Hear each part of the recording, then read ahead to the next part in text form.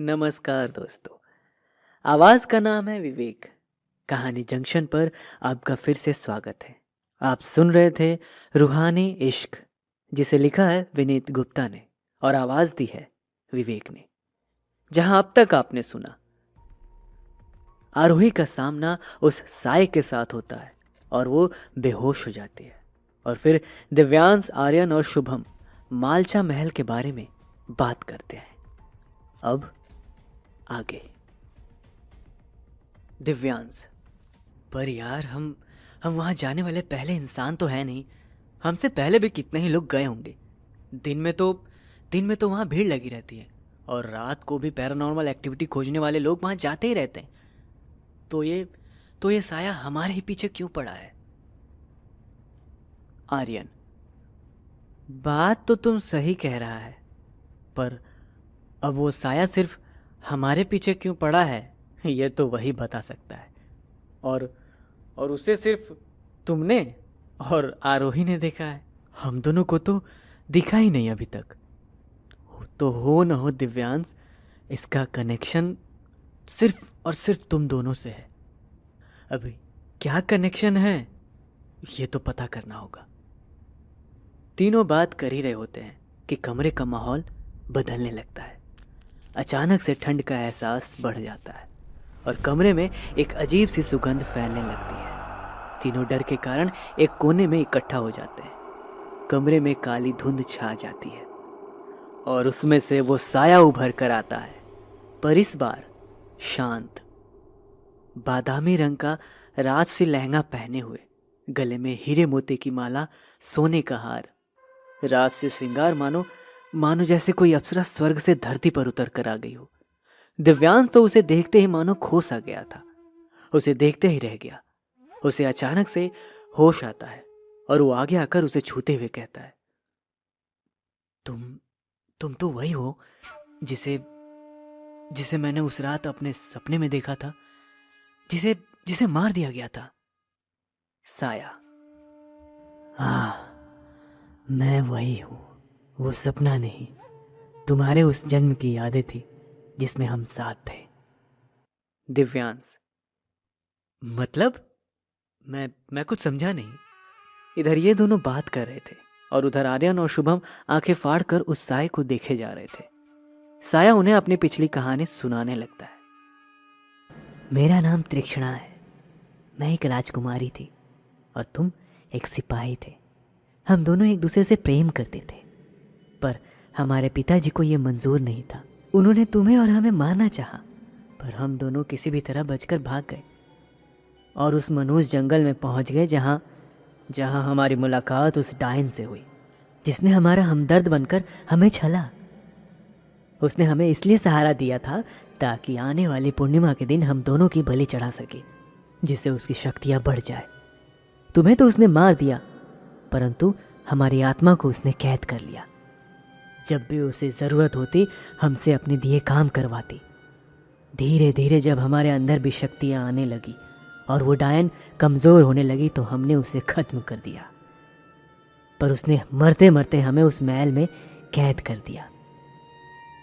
पर जब तुम उस महल में आए तब हम तुमसे जुड़ गए, तुम्हें दिखने लगे, पर तुम्हें पुराने जन्म का कुछ भी याद नहीं था और हमें उसकी शक्तियाँ भी नहीं मिली थी कि हम तुम्हें सामने आए बिना पिछला जन्म का याद दिला सके। हमें वो शक्तियाँ तब तक नहीं मिलेंगी जब तक मैं किसी अपने की बलि न चढ़ा दूँ। और तृष्णा एक तीखी हंसी हंसते हुए कहती है, इसलिए हम तुम्हारे पास आए। तुम्हारी बलि चढ़ाकर हमें सारी शक्तियाँ मिल जाएंगी और फिर तुम और हम अपनी आत्मा स्वरूप में हमेशा साथ रहेंगे और अपने इश्क को मुकम्मल करेंगे। इतना सुनते ही तीनों के होश उड़ जाते हैं। वो आंखें फाड़ते हुए उसे देखते ही रह जाते हैं। दिव्यांश कांपती हुई आवाज में कहता है, पर मैं तो तुम्हें जानता भी नहीं हूँ, और अगर मैं पहचानता भी तो मैं तो आरोही से प्यार करता हूँ।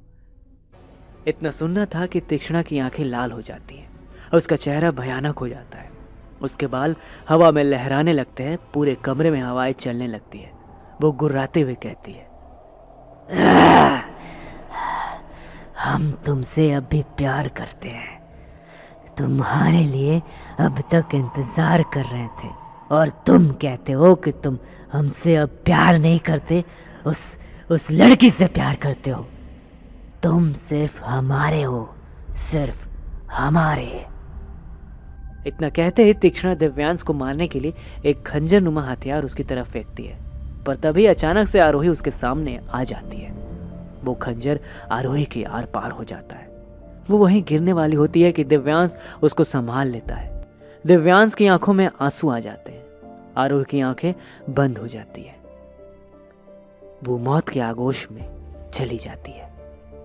तीक्ष्णा भयानक हंसी हंसते हुए कहती है,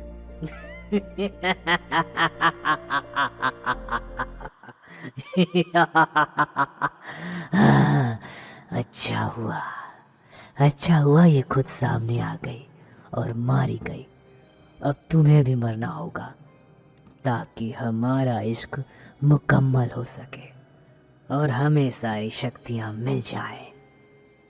दिव्यांश रोते हुए कहता है, हाँ, बेशक तुम अब मेरी जान ले लो, पर तुम मेरी जान इसलिए लेना चाहती हो कि तुम मुझसे प्यार नहीं करती हो, बल्कि इसलिए लेना चाहती हो ताकि तुम्हें तुम्हारी शक्तियां मिल जाए। तुम मतलबी हो। तुम किसी से भी प्यार नहीं कर सकती। तुम सिर्फ अपने बारे में सोचती हो, सिर्फ अपने। तुमने कभी भी मुझसे प्यार नहीं किया। तुमने सिर्फ खुद से प्यार किया है, सिर्फ खुद से। अगर किया होता तो आज तुम ये नहीं कर रही होती। आरोही ने मेरे लिए अपनी जान दे दी और एक तुम हो जो मेरी जान लेने के लिए तैयार हो।